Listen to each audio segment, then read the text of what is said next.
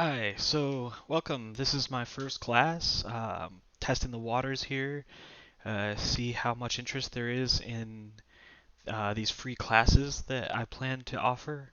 Um, for this class, I just want you to know that all of my examples will be using C Sharp as my main programming language.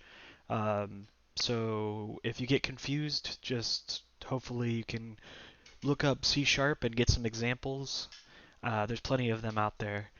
Um, I'll also be using a website called .NET Fiddle.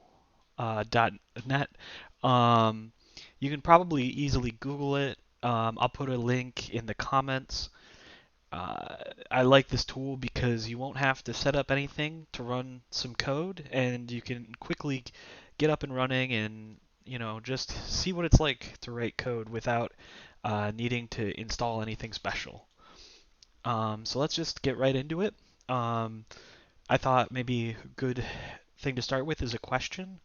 What do you think of when you think of programming? A lot of people, the first case for programming was business. So you'd think computations for business or for science. Computations are what really drove the need for programming. And then, every program needs some type of user input so that we as users uh, can define how we want the application to run. Um, Another really common one is temporary memory allocation. Things like RAM.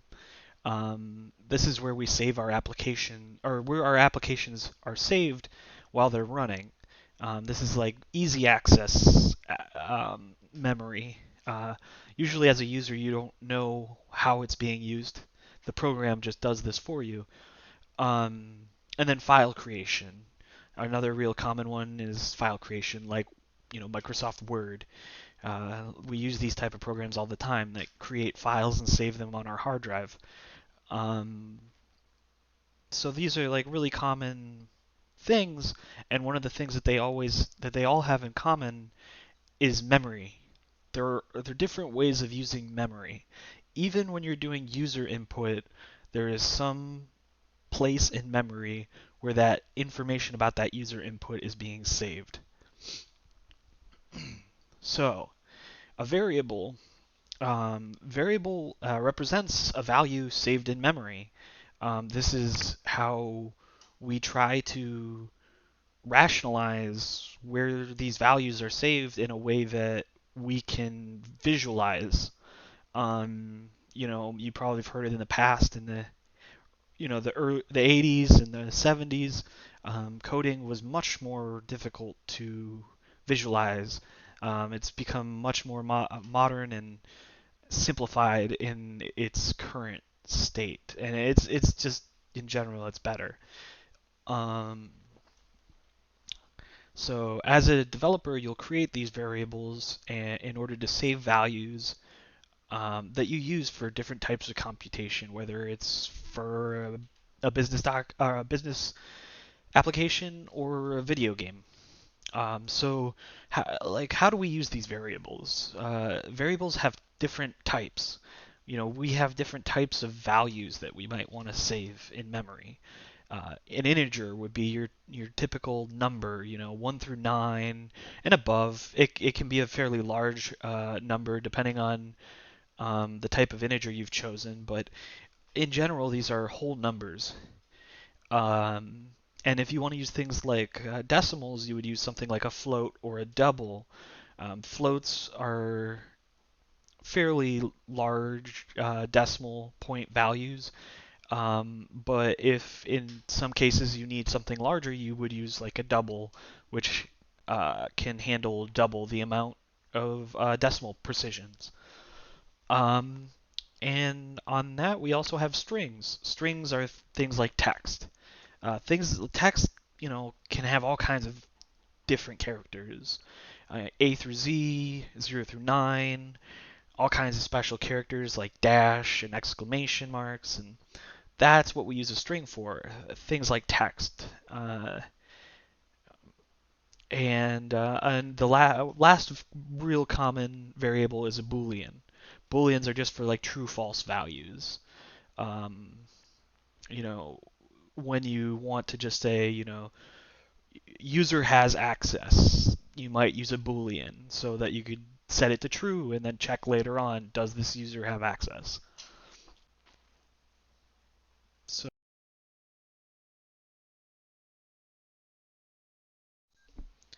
so let's take a look at the different types of variables and how to work with them. Uh, so, um, let's start with something simple like a string. Um, we'll call it text equals hello world console dot write line text. All right.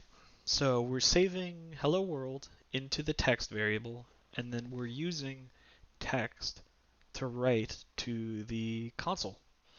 All right. So let's run it. And down here we can see it printed out hello world. All right. Let's get some other examples. Let's take an integer, make it value val equals 22, and let's append it to the end. Oops. Text plus equals. Well, we could do plus equals, but you know what? Let's go with something simpler right now. Text plus val, and we'll see that 22 is at the end. In this case, it's taken 22, it's put it at the end of the text, and now 22 is actually now text characters and not integer.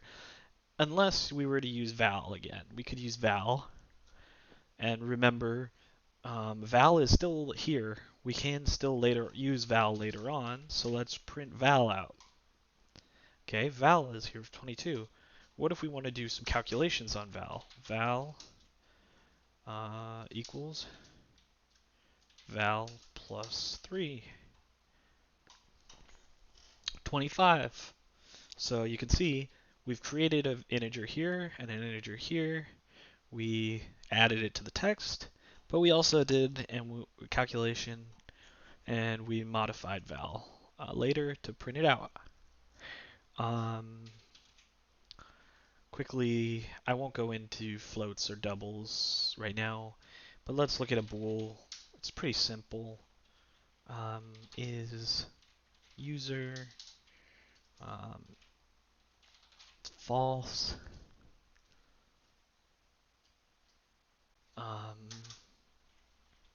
let's do int val equals 22 again, and we'll do if val greater than greater than, let's say 10. Oh, what is going on here? So if the val is greater than 10, well, we know it is. It's 22. Is user equals true, and let's print out is user something. There we go. Okay, so it's true. Now let's say, what if we turn this into 2? It's false. 2 is not greater than 10, and so we never end up setting is user to true, and we write out false.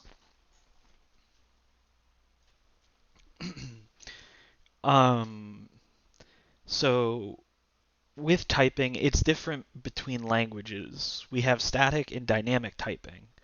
Depending on the language that you end up working with, these could be different. In general, C# is a very statically typed language, and things like JavaScript would be more dynamic typing. Um, Static typing is something where the types are checked at compile time. Your code will not compile um, until your typing issues are fixed. Um, and on top of that, when you declare variables that you want to create, you have to declare what type it's going to be, because when the compiler goes to compile these variables, it's going to want to know what type of value is saved in that variable. Um, Now let's go over to, before we talk about the benefits, let's go over to dynamic typing. Dynamic typing is um, the idea that types are not checked until runtime.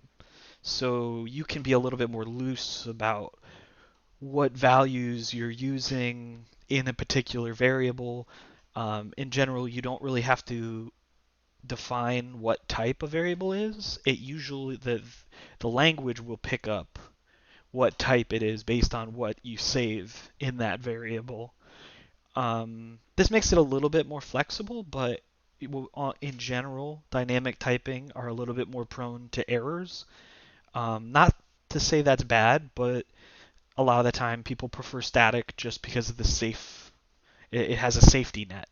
So let's get into the benefits. The benefits of static typing is because those issues are found at compile time, um, your program won't even be created until you fix those issues. This means that you can't send that program out and then have it crash for your user. That you will know before you even finish the program. On the other hand, with dynamic typing, you won't get those errors. Um, those errors will have to pop up in things like testing while you're running the application, and hope that things like that would pop up. Um, but the benefit with dynamic typing is it's usually simpler to write and can be written a little bit quicker because it doesn't require as many steps. Um, and on top of that, a lot of dynamically typed languages are not compiled. Now, that is not always true, but in general, they're not compiled. So you can actually sometimes just copy and paste these code snippets to other people, and they can drop it into a runner, and it will run the application. Um, this is what JavaScript is built on. With JavaScript, it's the language is written in a text file. It's sent to the users, and then the users run that code when they get it, as they get it. So in that case, it's a huge benefit for things like JavaScript, where you need it. So, okay, we have types, but some of these types have default values. An integer it would default to a 0. That makes sense. A Boolean might default to false. That makes sense. But things like strings and some of these more complex types don't have defaults. And in general, what we default to with those types is null, and we call those types nullable. They're nullables. Um, so we use null as a way to represent that it hasn't been set to a value yet. There are many issues with null, but at first you have to understand what is null. So null is not a value. You don't think of null as an actual value. You can't use null. It provides nothing to you. What it is it's a particular place in memory. It's usually like a particular location in memory that your application will check, and any application that's set to that location is considered nulled. The benefit of being nulled is you can check and say if null, then you know it hasn't been given a value yet, and then you can either skip using the value or provide it with a value. Um,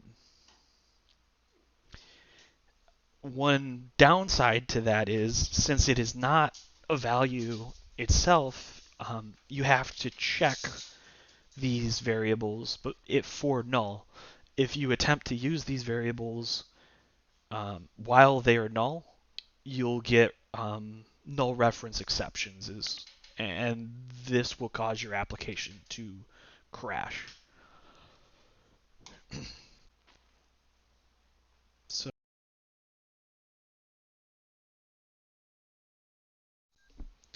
so let's take a look at the different types of data, different types of variables, and how to work with them. Uh, so, um, let's start with something simple like a string. Um, we'll call it text equals hello world console dot write line text. All right, so we're saving hello world into the text variable, and then we're using text to write to the console. All right, so let's run it. And down here we can see it printed out hello world. All right, let's get some other examples. Let's take an integer, make it value val equals 22, and let's append it to the end. Text plus equals. Well, we could do plus equals, but you know what? Let's go with something simpler right now. Text plus val, and we'll see that 22 is at the end. In this case, it's taken 22, it's put it at the end of the text, and now 22 is actually now text characters and not integer.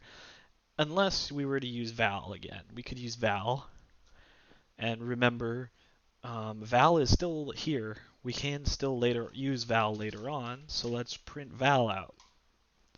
Okay, val is here for 22. What if we want to do some calculations on val? Val equals val plus 3, 25. So you can see we've created an integer here and an integer here. We added it to the text, but we also did a calculation, and we modified val later to print it out.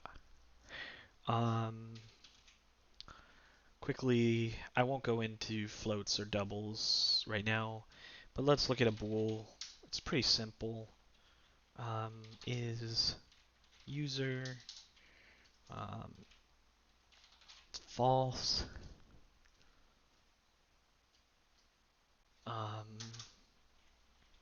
Let's do int val equals 22 again, and we'll do if val greater than let's say 10. Oh, what is going on here? So if the val is greater than 10, well, we know it is, it's 22, is user equals true. And let's print out is user. Something. There we go. Okay, so it's true. Now let's say, what if we turn this into 2? It's false.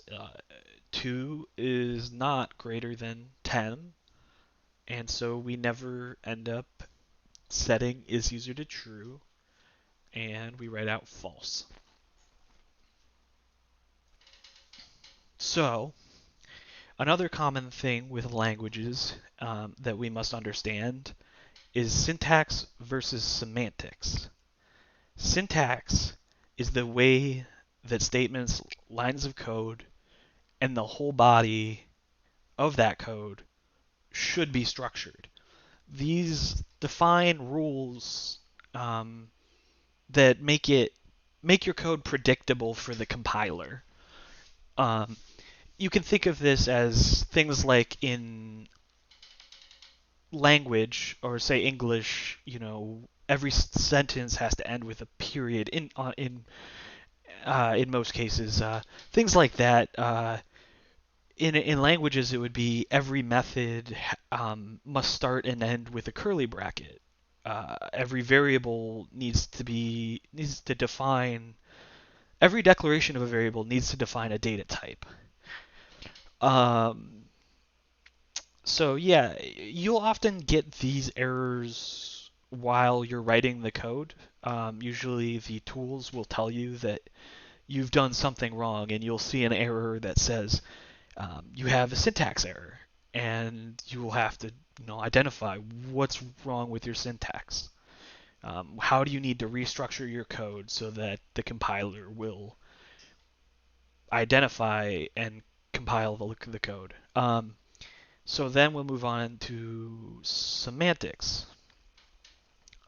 Semantics are rules uh, that define what an expression means. Um, these languages are they're not natural languages, so we have symbols just like every other language, and we have to give these symbols meanings. Sometimes you'll have different symbol combinations that have the same meaning. This is where semantics comes in. You might have two lines that look completely different but have the same meaning. And that is up to the compiler to try to decipher what does this line of code mean. So in our example, you'll see I equals I plus 1. So I think you can understand we're adding 1 to I. Now, there's also in a lot of languages, there's this concept of plus plus, which means add 1 to this value. So in essence, these are the same expression. Both lines will increment I by 1. We just consider this different semantics, but the meaning is the same. We might favor I++ simply because it's quicker to write. It's less unique buttons. We might less prone to error. Maybe all other types of personal or unique reasons. The next language specific thing that we need to understand before we can really get into coding is variable scope. Because computers have a limited amount of memory, we always need to be mindful of that. Scope is just a word that we use to define the lifetime of a variable, when we can use it, where is it available to us. And you'll find that in languages, a lot of time, it's kind of in what we often call a block. There is like an upper and a lower limit of where this variable is available to us. Sometimes depending on how the variable is declared, the scope may change. We'll get into that in later classes. But when variables go out of scope, they're generally removed from memory and no longer available. Much like null, where they suffer from an issue much like null, where if you attempt to use them while they're out of scope, you'll get another type of error, usually that the variable doesn't exist.